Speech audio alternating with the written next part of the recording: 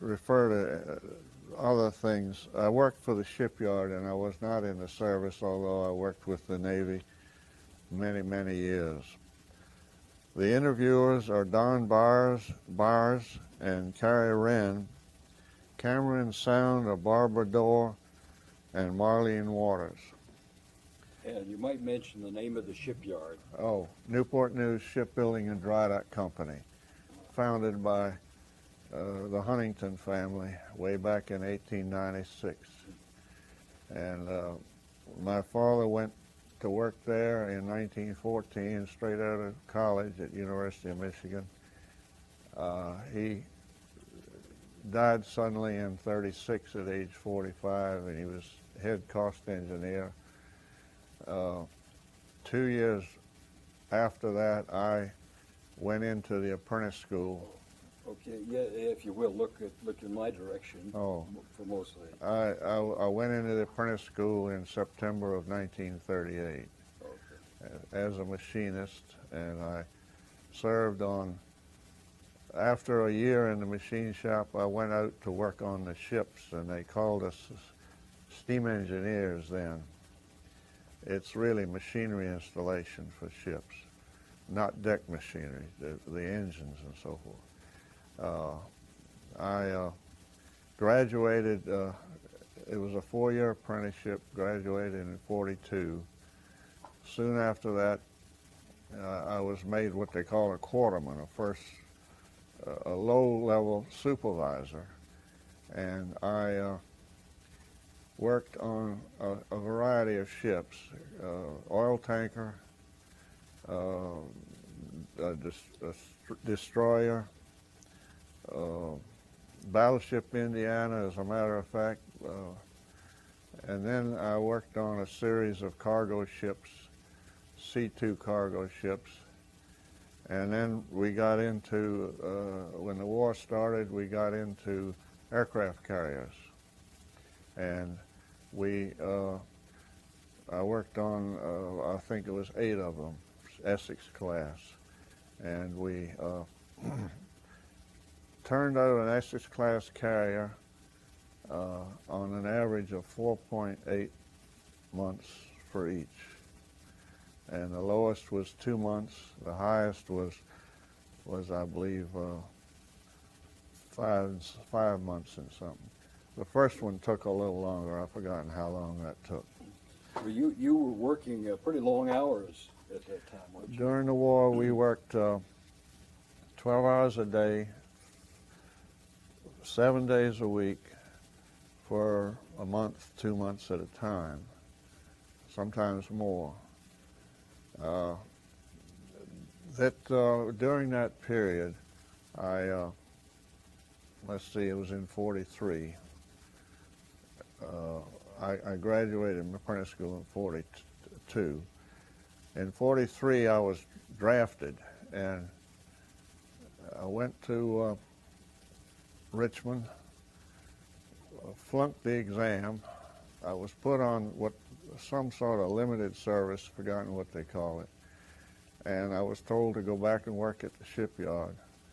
And if I left there, they would draft me.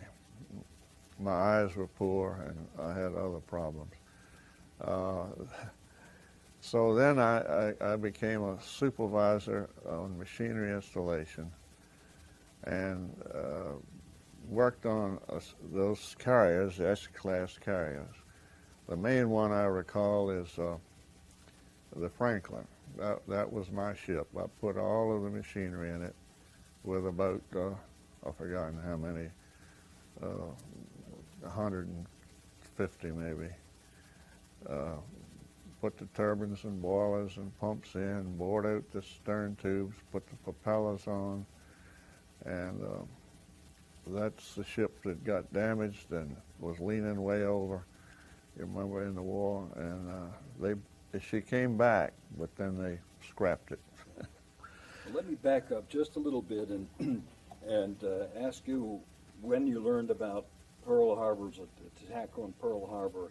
and your reaction to the people around you that were at work and at home. Oh, yes. I was working on a British troop ship, the Queen of Bermuda, and we were working 12 hours a day. And I came out on a Sunday night out of the dry dock. It was in dry dock.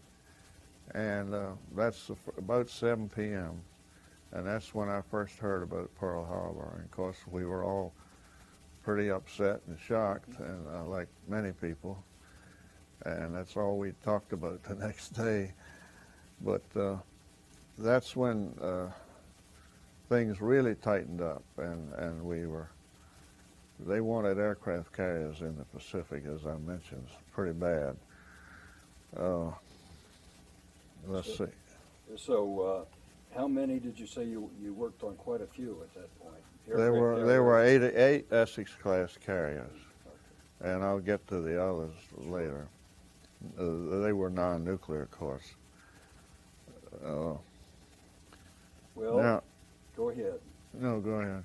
I was just going to ask you about your marriage. I seem to recall there was a point at which you had to take a little leave, or what was the story about? Oh, well, I couldn't get married while I was in the apprentice school.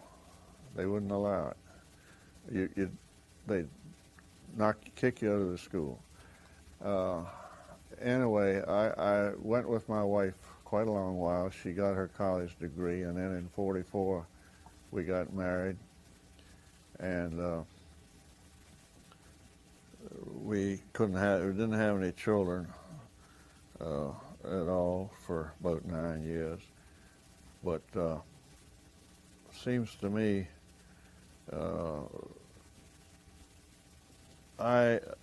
when the war ended in 1946, early 40s, end of 45, I guess, I got a leave of absence from the shipyard and went to the University of Michigan and went into the engineering school to study naval architecture, marine engineering. And I was there 4 years. Then I got a scholarship for a master's degree and stayed there another year and left in '50, but I had not finished my thesis. I finished that later on after I got home. I came home in July of 1950, went back to work in the cost engineers. And then in '52, that was in 1952, 6 of us were selected to go to Oak Ridge, Tennessee, to the Oak Ridge School of Reactor Technology. And it was a very strenuous course. 160 in the class, half industry, half government or others. A large number of them were PhDs, and it was a very trying time. And but we came home in '53, and as I said, and well, no, I didn't say, and went to work starting to plan a nuclear ship. We didn't have a contract, but soon after that, we started on what they call a large ship reactor, LSR. And then along the way there, we didn't know what the ship was. Seems to me it was going to be called the United States. And then McNamara or somebody there canceled it. Well, I think the president did. So then we fumbled around and managed to keep working on it, and then let's see, I've lost track of the sequence. I wanted to ask you how you were selected, why you were picked for that Oak Ridge School. Oh, I don't know. 6 of us were selected.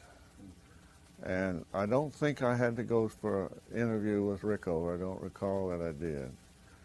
And in fact, my my first recollection is when I was appointed, the Atomic Power Division was established in, well, let's see. This is at the shipyard. At of the course. shipyard. And Well, you were at Oak Ridge for roughly 1951 to 52. Is that right? A year? 52 to 53. 52 to, okay. Yes. And then in 55, we did studies as a part of an engineering technology department. And then in 55, the Atomic Power Division was formed. And by Mark Ireland was the atomic power engineer reporting to the executive vice president. And I worked under Mark Ireland doing cost estimating. And we were trying to estimate the cost of, I had the job of estimating the cost of what we call the A1W prototype in Idaho. They were building one for the Nautilus, and then we were building one for the Enterprise. It wasn't named. It was just a prototype to start with, and that was at Newport News. Is that right? At Newport News, yes. And I did all of the cost estimating and went back and forth to Idaho Falls, and they had out at the Naval Reactors Testing Station, 70 miles out in the desert. They had a full-scale operating prototype of one engine room, and the shaft was hooked up to a big electric generator to absorb the power. So our company, Newport News, built the prototype, and we sent quite a few people out there. I didn't have anything to do with that. And then in 58, I was appointed quality inspection engineer for nuclear power.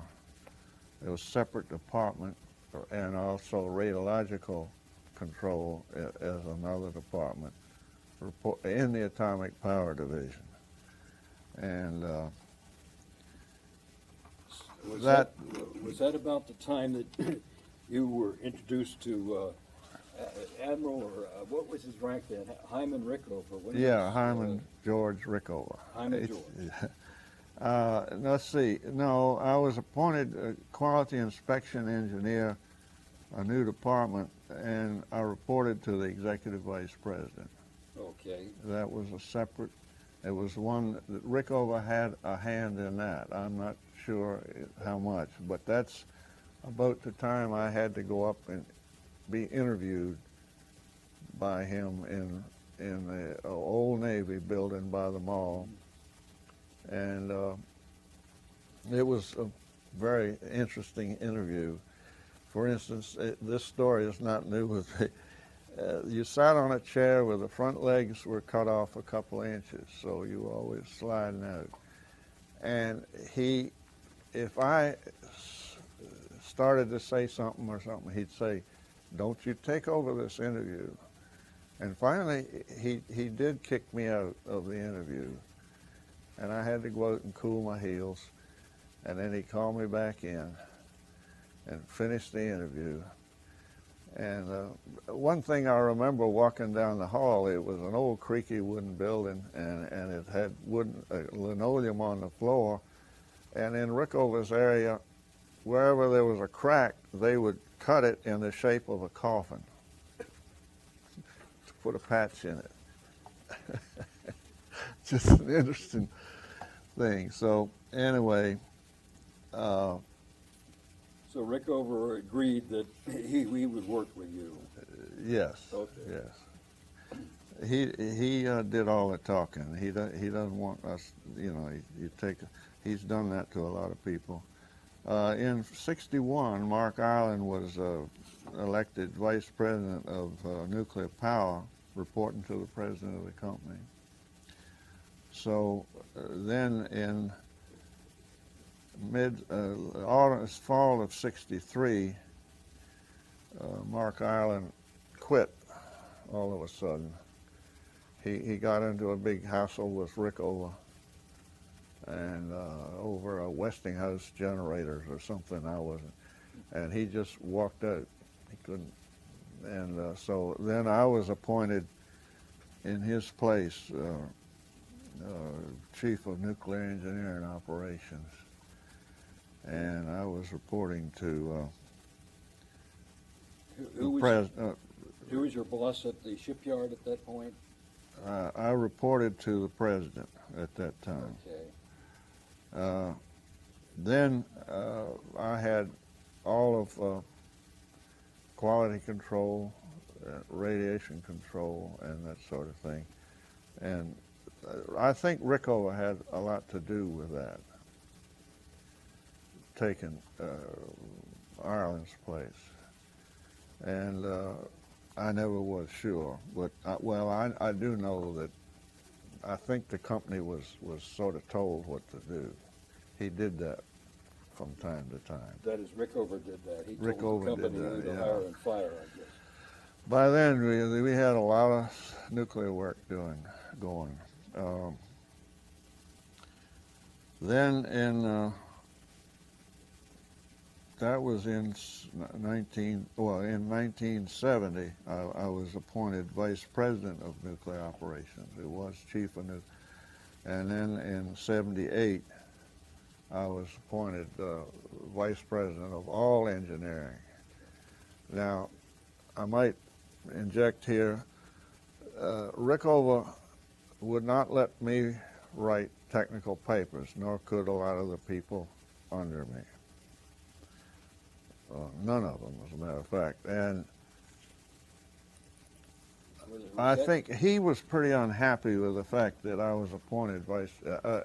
He wanted to keep his people in nuclear. And I did forget to mention that when I became head of quality control, he required that I call him 3 times a week,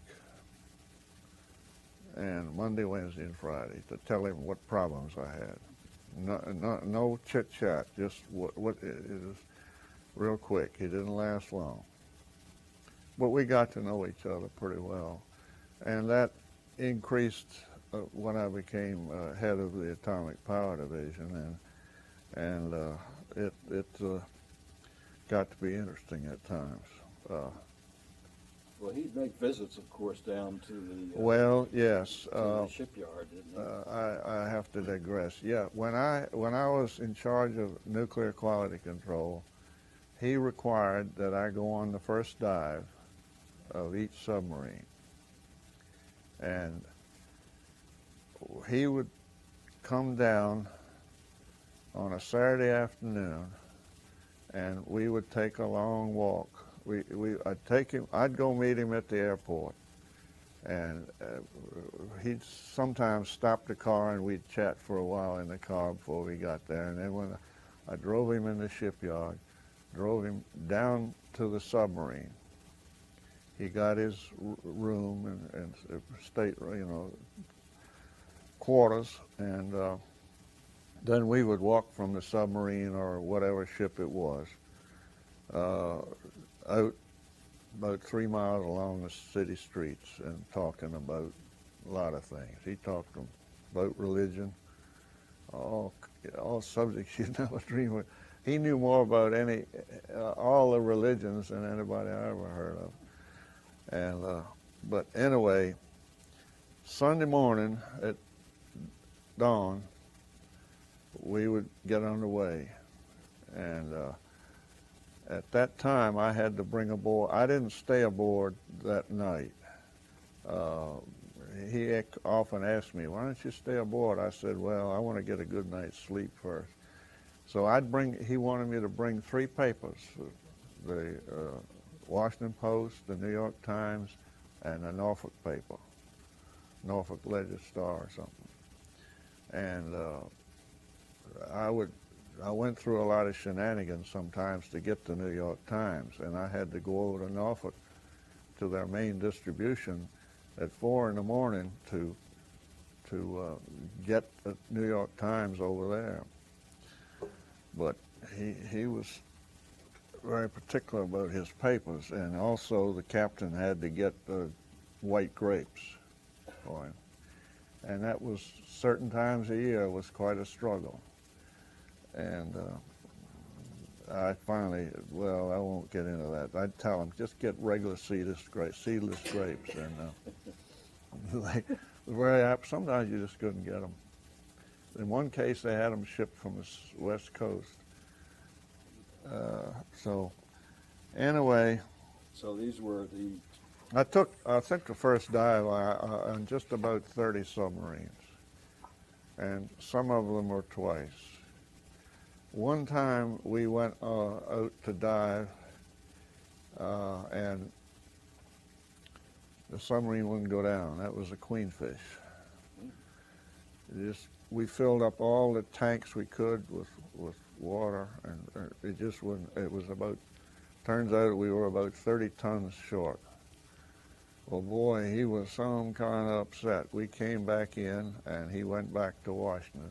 I took him to the plane, and we put in 30 tons of lead. I think the next day we were ready to go. And the books I've read said he didn't go back out. And my memory is that he did go back out. He did. And the next weekend, was that? no, the next day, or the day after, I've forgotten. So everything went well. But we would we'd go down to test depth, which I'd rather not mention, and we'd cycle every 100 feet, cycle all the ball valves, and it took 8 hours or more just to get down there. You checked everything every time. And then we'd go on at 400 feet for a 4-hour full power run. And he would generally drive it up to 105, maybe 110% full power. And that, a lot of people were unhappy with that. But he'd drive it, and then we would do a crash astern. I'm sorry, crash what? Astern. Astern. We'd throw the thing into reverse, and the ship would shudder and shake and go on. Sometimes it would go up by the bow, sometimes down by the bow. And if the ballast officer hadn't done a good job, and at one time we had to hang on. Then when we got that done, the ship got stable and all, he would tap the watch officer in the control room where all the instruments are. He would tap him on the shoulder and say, "You're dead." And he'd make him lay down on the deck. And it was sort of a close quarters. He always invited me in to watch things. And then he'd call when they have to recover from the scram. They drop all the rods and lose all power. They cut down the ventilation. They cut all the lights out that they can, and restricted power. And they have to recover and get it critical again and back up. And I've forgotten, it takes 30, 40 minutes maybe or longer. And what's the scram? A scram is a quick shutdown of the reactor, and the reactor can do that itself if something's wrong. There's the rods will drop. They'll release them and automatically. And you just hit the button, the scram button, and it'll stop right then. And of course, you have steam, but it cools down some, and you don't have much power. And then he would call the medic in to revive the watch officer, and they'd bring a little liquor bottle to revive him. Well, a lot of times he wouldn't take it. He wouldn't take it, but sometimes they did, and we all got a kick out of that. What was the objective? What was Rickover trying to do at that point?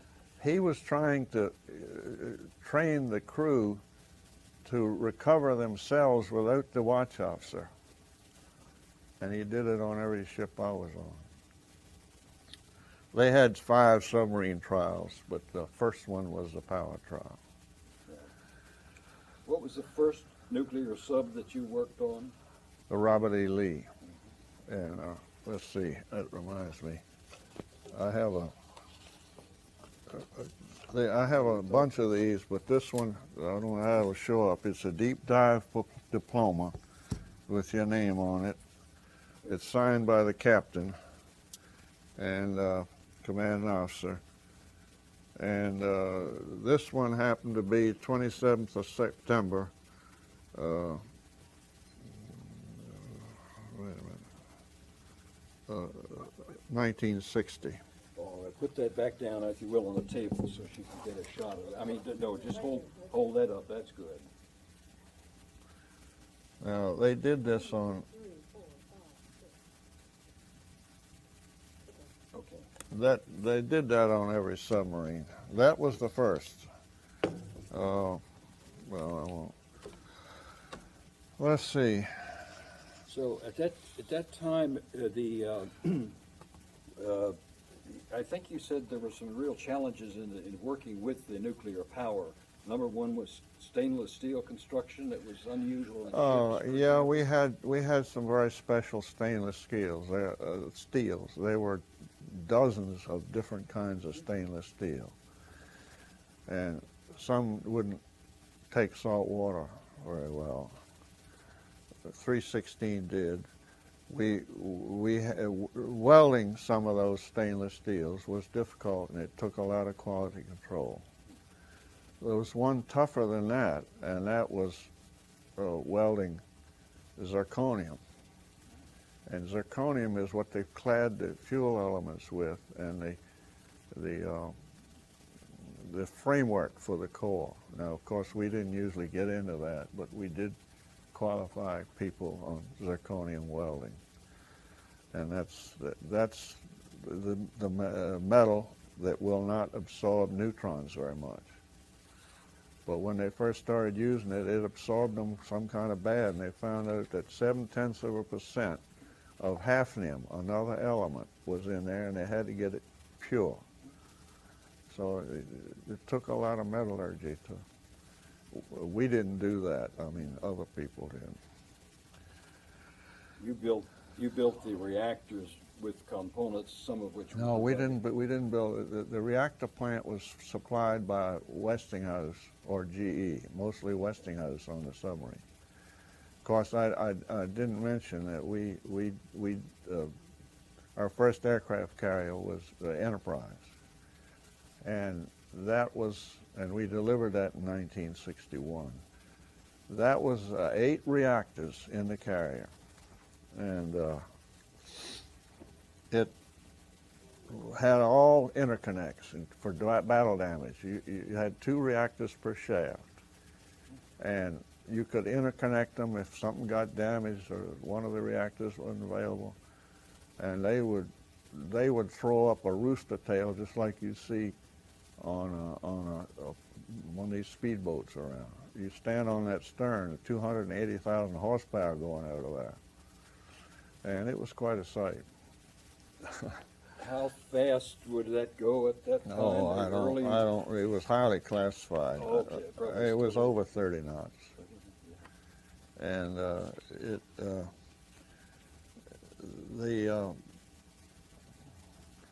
You might talk a little about the control. You already have some of the nuclear reactor.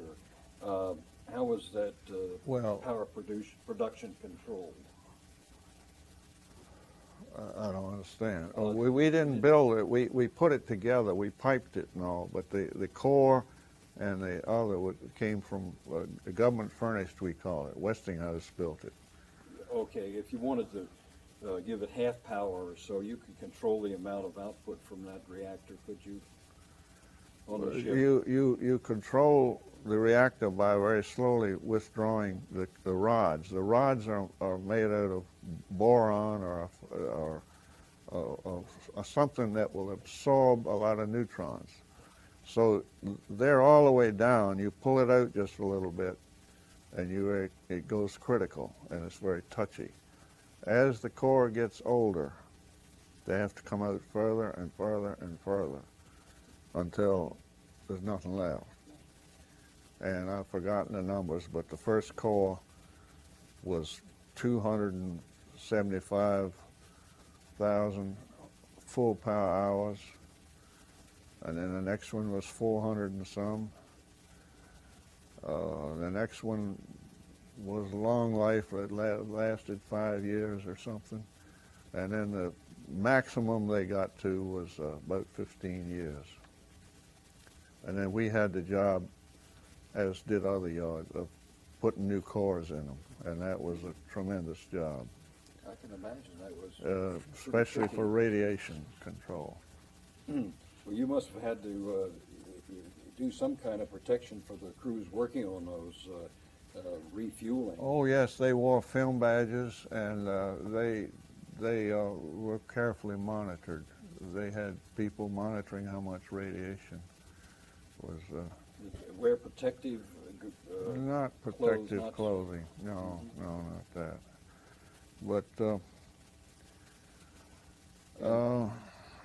some. These reactors were, I think they call them what kind of water reactors? Pressurized water cool. Pressurized water. They had various kinds of reactors, and they had some sodium cool, liquid metal, sodium cool, but they were very erosive and corrosive. And they had light water reactors, they had heavy water reactors. Heavy water is, instead of O2, it's O3, H2O3, and you have to prepare that. There's a lot of that. We didn't get into that. But on some of the dealing with Rickover, he was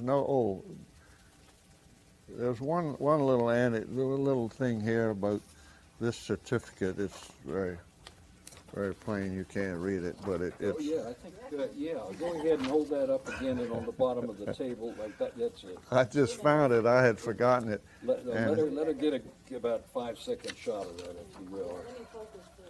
Yeah. 1, 2, 3, 4, 5.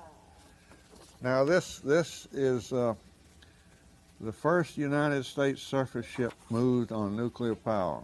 This is to certify, and that's on 28th April 1961, and they had my name here, participated in the main engine trials of the USS Enterprise, having traversed a distance of 9½ inches on nuclear power. In other words, that's the first time they turned the shafts over and we all tied up, and it just moved a little bit. But it worked. It worked. It worked. Well, you were about to say something about dealing with Rickover, and that sounds like... Yeah, I have some anecdotes. I don't know, but there it is. Just some reminders. I mentioned, yeah, scram. Oh, Rickover asked me one time, he says, does your wife ever complain about all the hours you put in or something? And I said, no, not very often. And he says, well, I'd like to take her out to dinner. So he didn't come down for that purpose. He came down for visit the ship or something. So I took him out. I picked him up at the airport, and we went out to dinner. And we didn't go any place fancy, and we got over in the corner. He didn't want to be recognized. And he watched his diet very, very closely. And my wife got lobster, I think, or something, and he said, Ms. Broad, don't you realize that that's full of cholesterol? He gave her a lecture on that. But the upshot was that he didn't pay for it, I did.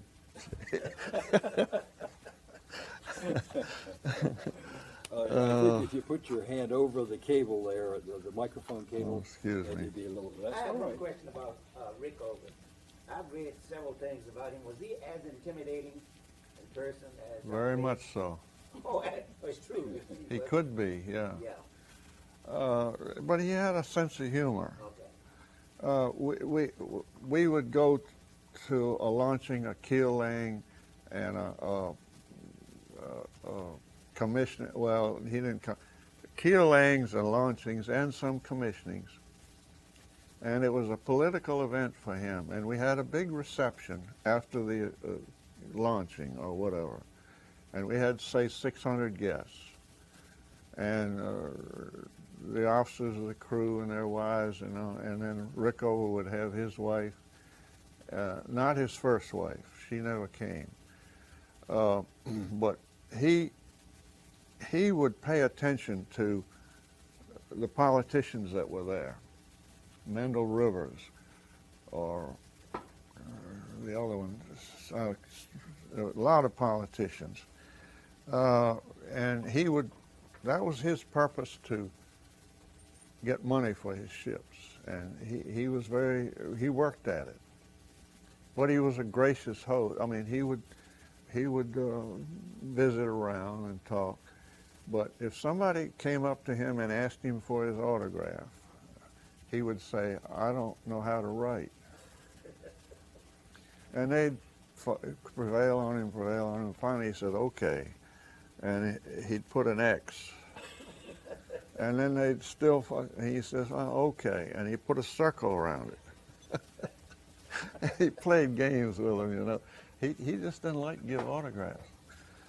But as far as we were concerned, my wife would be there, but she had other jobs. Her job was to look after some of the wives or see that they knew what was, you know, it was a pretty big group. And one time Strom Thurmond came down with his new young wife. They had a young baby, and my wife's job was to take care of Thurman's wife and the baby in a separate room. So things like that.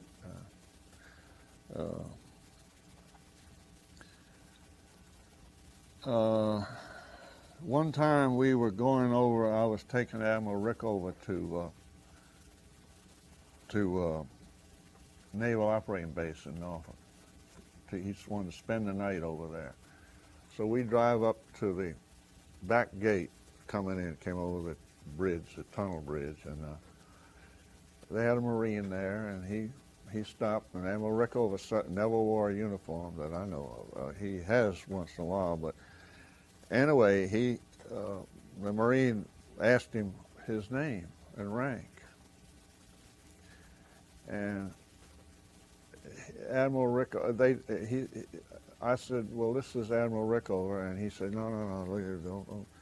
And they said, "Well, what's your name?" No, I didn't give him his name. I said, the Admiral's going to spend the night on the Enterprise. Well, what's his name? And he would play around a little bit, and he'd finally say, "J. Christ." And the Marine he'd write it down. We'd drive off, and he said, "Isn't that something?" And he used a different name at different times. He named all of his secretaries, and I can't find the list of their names, but one was A. Oakley, Annie Oakley, crazy names like that. And I wished I could find the list.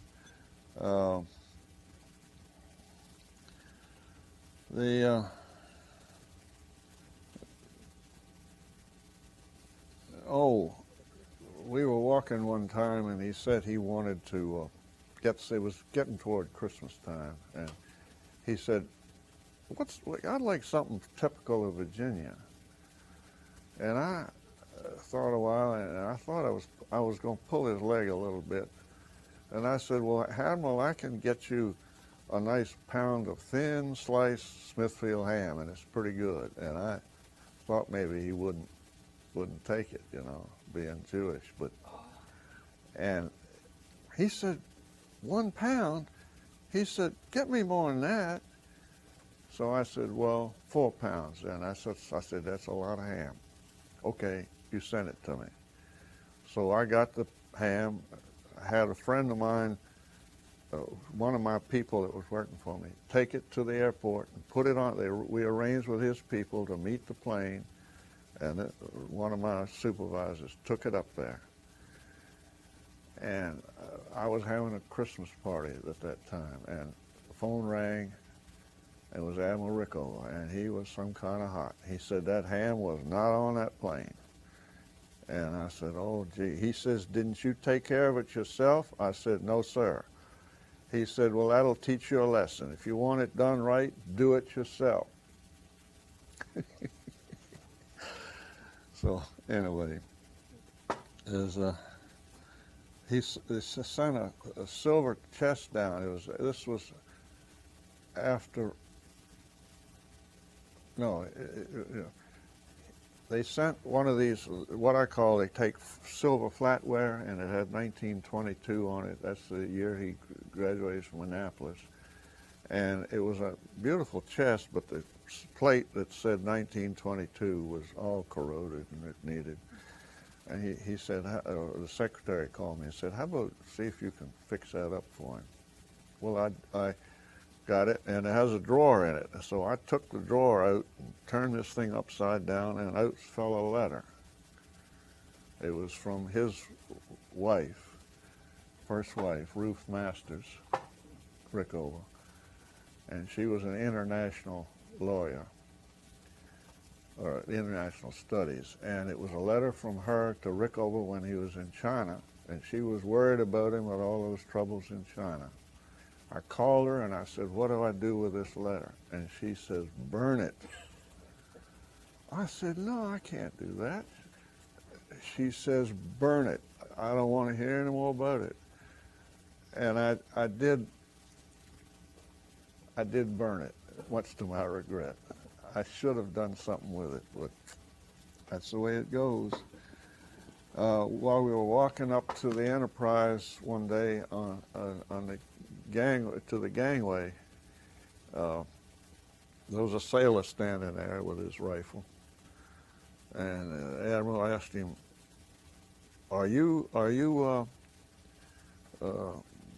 is that gun loaded? He said, no, sir. He said, well, where are the bullets? And he said, right here in my packet. And he says, well, what if I took that gun away from you, or I just went around you? He said, I'd hit you in the head with the butt of the rifle. Admiral Rickover said, that's good enough. I don't know whether I'm going on too long. That's good. That's fine. It's very interesting. Well, let me mention that in 1981, did I mention that he told me? No, I got a call from him. It was 3 days a week, remember? And he called me. Sometimes he did that, but no, he did it. That's right. That was on a Friday. And he said, Broad, I don't want you to call me anymore. That's it. He says, you speak out of both sides of your mouth, and I don't want to hear from you anymore. Well, I never could find out why he did that. He could be cantankerous, boy. And we've had some pretty hot conversations over the phone. So I have quizzed his people. I rode the last submarine with him on the San Francisco in '81. And he wouldn't talk to me. His people did their best. I used to always go meet with him in his stateroom, if you call it that, and he would be reading papers and tearing out articles, and he'd lay there on the bunk, and I had to keep him posted on any problem that came up. But he wouldn't meet with me, so that's the last time I ever dealt with him. Of course, he retired in '82, and I think he died in '84. But one time we were in there, and one of my people, Chet Long, they had a problem, and he pulled out this little slide rule. And Amel looked at that, and he says, "Why do you use that?" And he quizzed him on it. He says, "It doesn't run, the batteries don't run down." He said, "That's good enough." Well, you never did find out, despite trying to find out I what talked it was that. Dave Layton and his senior guy at Newport News never found out. Yeah. I suspect, though, see, I was appointed to all of engineering, when was it? In 1970 was that? No, it was The 78. Vice right. President? I was reported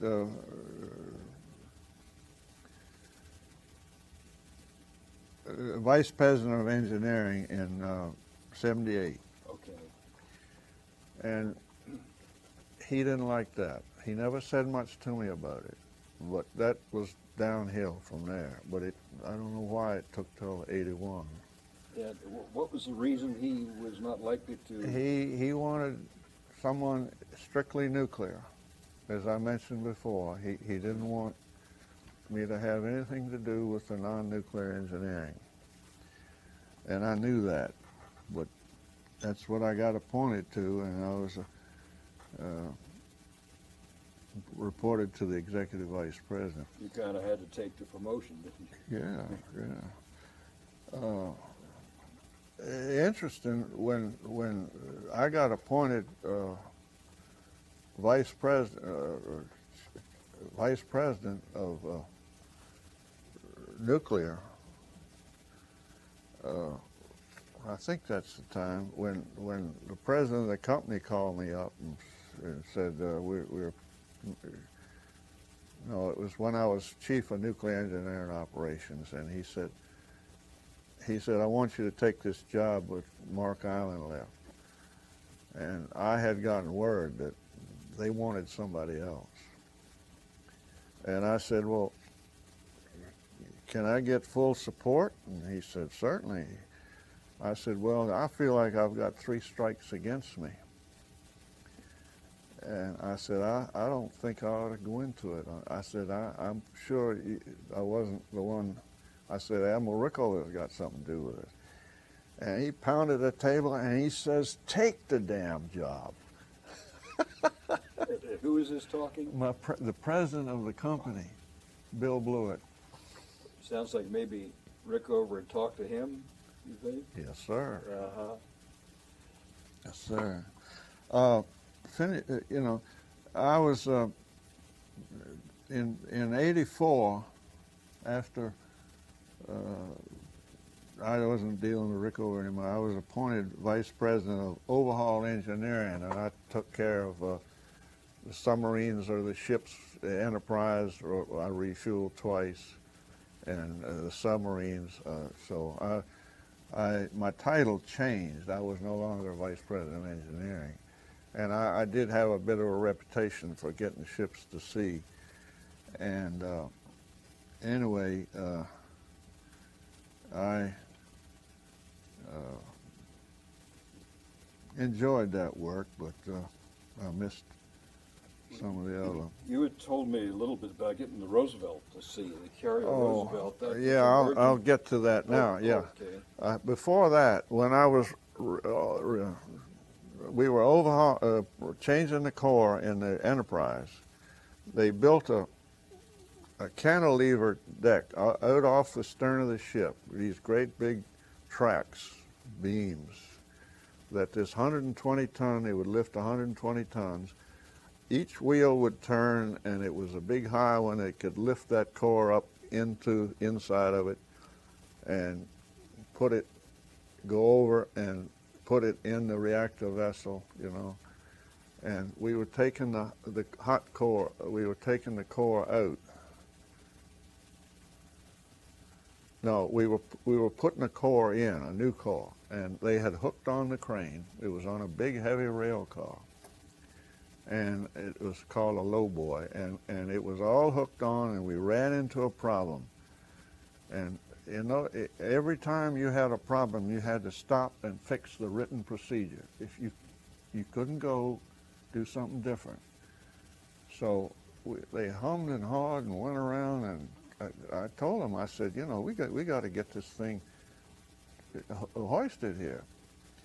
Well, the tide started coming in, and the ship was rising, and this thing was hooked onto this big heavy rail car, and pretty soon the rail car, I went down there, it was dark by then, the rail car was coming up on the springs. And I said, we can't pull this whole business over and break. And so I told him, unhook the crane, and his rep was sitting there, standing there, and I thought he was going to faint. I said, unhook it. So they did. And this guy said, what about the procedure? I said, I don't care about the procedure. They unhooked it, and then they had stops on the rail tracks, so you couldn't move the car. I said, take those stops off and get a locomotive. We got a locomotive in and hauled it not far and put it in a fenced-off secure area.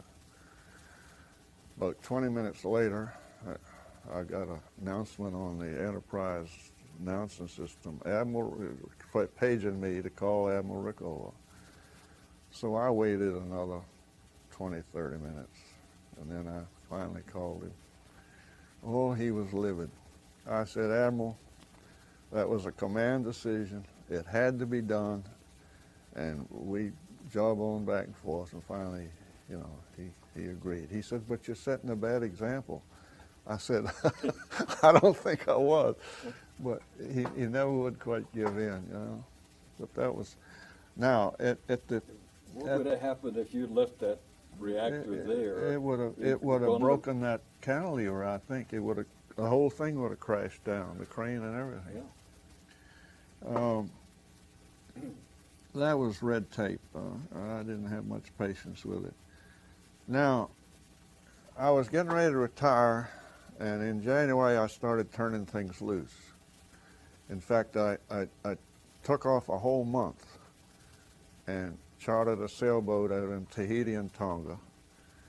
And I came back, and Ed Campbell, the president, said, I got a job for you. He said, the Theodore Roosevelt is way behind schedule. I think he said 3 months, I'm not sure. But he says, I want you to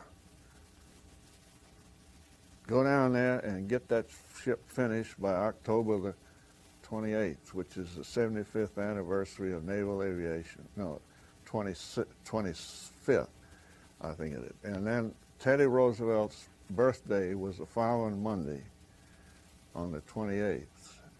And they had all these Roosevelts coming, you know, all, Oyster Bay people, you know. Even Teddy Roosevelt V, little fella. And so I said, okay. I said, just leave me alone. I don't want to hear from the union. We're going to work some overtime. And we did. And I divided the ship up into catapults, elevators, engine room, reactor compartment, joiner work to finish the state. I mean, everything, you know, a whole 12 different section heads. And we went to work 12 hours a day. And they were fussing. I said, look, I know what this is and what it's going to take, and we're not fighting a war, but it's the same thing. So the union did fuss, but I didn't get into it with the union. And finally, Ed Campbell called me and he says, you're working too many overtime hours. I said, Ed, I'll spend about $5 million, but we're going to get a $20 million bonus for, and it was in the contract. See, it wasn't a special thing. It was in the contract. Delivered it on time. So we made it by 3 days. And that was, and then I took the ship, before that I took the ship out on trials. I had charge of trials, the thing. And we went out and had a very successful trial, 3 days or something like that. And when we're done, it's been customary when you have a successful sea trial, you hoist the broom to the mast, which means a clean sweep. Everything's fine. So I went in to see Admiral Buckley. He was the trial, he was the inspector for the trial, head inspector. And I said, Admiral, he had his own cabin, the Admiral's cabin. I said, I'd like permission to raise the broom. He says, hell, Broad, raise 2 of them. So we fashioned, this broom is not small. It was a big broom. I mean, tremendous, because you can't see it way up on those masts very well. So we did, but it was a good way to finish up your career. To get that finished on time, you yourself put in some long hours, and 7 days a week, was it? On the ship, you mean? Working on the Roosevelt to get it Oh, ready. I had a trailer right down by the ship, and I stayed down there many hours. I sometimes slept there. Yeah, and but it was a nice finish. I retired at December the 31st, 1986. The ship was commissioned on, as I said, in October of '86. Well, looking back on that, those really fascinating years, they are for us, I'm sure. What would you say is the highlight of your career, whether it was working on nuclear subs or carriers, or whether it was being an apprentice? The Roosevelt, I think, The Roosevelt, was. yeah. The trials I enjoyed. They were some tough times. Rickover could be mean as a snake, That, I gather that's his reputation. Yeah. But he could be very kind. When I was on one of the submarine trials, the fellow that had charge of the reactor plant overhaul on the Enterprise died suddenly. We came back, we found out he had died. He and I had offices next to each other. And I believe he was a vice president too. And that was refueling. Stuart Foster. Well, Rickover got on the phone after he got back to Washington, called Foster's wife, and read a passage out of the Bible to her. So he could tell jokes, I got a lot of them, but I want. You don't often hear that about Rickover, that he had a sense of humor. It's usually the opposite. He told me once when we were walking that he was a captain, I think, or maybe not quite that high, but he was playing golf. They prevailed on a friend of his wanting to play golf with him out in the West Coast, or San Diego or somewhere. And they waited and waited for this woman, big woman, he said, up ahead of them to play. And so they finally kept yelling, 4, 4, And so this other fellow, this Rickover, hit a ball, and as he said, it hit her in the bustle. And he said, we got out of there, never played golf again. Well, Carrie, anything more that you'd like to get some information about? It's kind of fascinating insight into the... It is. I have one thing. Go back to 1942 or 43 when you were working with the Essex class. Yes. What's the difference between the Essex class carriers and regular carriers? Essex class was really the first series of carriers. Before that, the Essex was CVN 9, and there were some before that, the Langley, and there was another Hornet, and so forth. But these were 35,000-ton ships, and they had 3 inches of teak on the deck, beautiful teak, the whole, and that's a lesson we learned in the war. When the bombs would hit that deck, it would turn that teak into splinters and kill a lot of people. We had to rip all that stuff off, but they couldn't keep paint on it. They finally developed a pretty good paint, but the planes landing would, but it was, there were 8 of them, the Essex, Yorktown, Intrepid, Hornet, Franklin, Ticonderoga, Randolph, and Boxer. Between 42 and 45, they built all 8 of those. And they were hurting for them. See. And the Nimitz class was 95,000 tons. To give you an idea. And compare that with today's, the big carriers today. Well, that was the Nimitz class. Nimitz, okay. Yeah, and they were not. They had about 6,000 people aboard. Floating city. Well, anything else? No, that's it. All right, as far as I'm concerned, that kind of covers the waterfront, so to Yeah, speak. yeah. But that's been fascinating. We really appreciate your taking the time out to do Yeah, well, I'm this. happy to do it. I will like to collect as much of those copy and Yeah, I'll get to that send for you. along with Yeah, the tape. uh, And it'll take about, what, 3 weeks or more, I think. before I you think get I it. worked on a total of 50 ships, not counting overhauls. 43 nuclear, but anyway, it was quite a few different ships. Well, I might ask you one thing. I haven't, and that's about any close calls as a result of handling all this nuclear material. Yes, we did have one. One night, one of my radiological control people, they had a